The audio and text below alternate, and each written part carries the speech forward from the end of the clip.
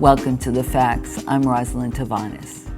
The wealth disparity in the U.S. has reached an all-time high. Since 1979, the before-tax incomes of the top 1% of Americans' households have increased more than 4 times faster than the bottom of all other American incomes. Between 1979 and 2007, paycheck incomes of the top 1% of U.S. earners exploded by over 256% per year. Meanwhile, the bottom 90% of earners have seen little change in their average income, with just a 21% increase for the same time period. Further, the top 0.1% owns 90% of the wealth. We have not seen figures like this since the Great Depression. Wall Street banks doled out $24 billion in bonuses to their almost 180,000 New York-based employees in 2016. This amounts to 1.6 times the combined earnings of all Americans working full-time at the federal minimum wage.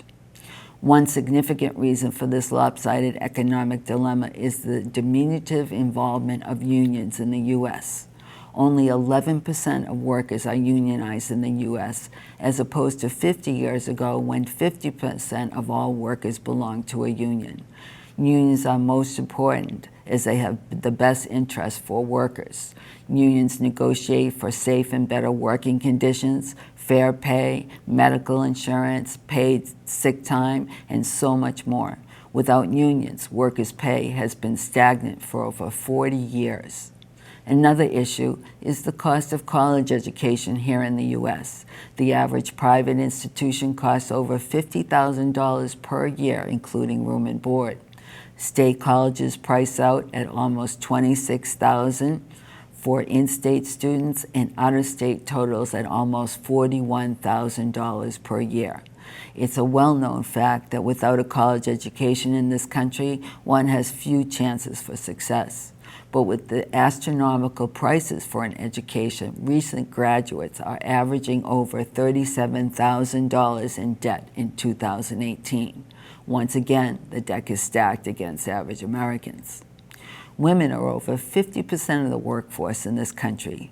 In 2019, women are still underpaid compared to their male counterparts. The average woman in the U.S. earns just 80% of men's salary in the same position. This concept is archaic, but the struggle for equal pay for equal jobs is ongoing.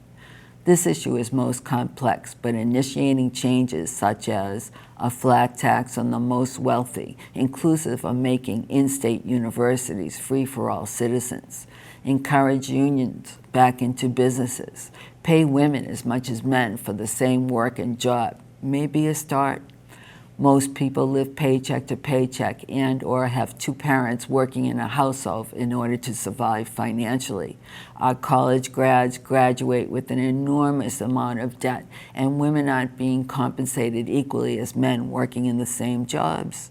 As mentioned in the beginning of this piece, 0.1% of Americans hold 90% of all wealth in this country. Isn't it time to reverse this direction? Thank you for listening. I'm Rosalyn Tavanis.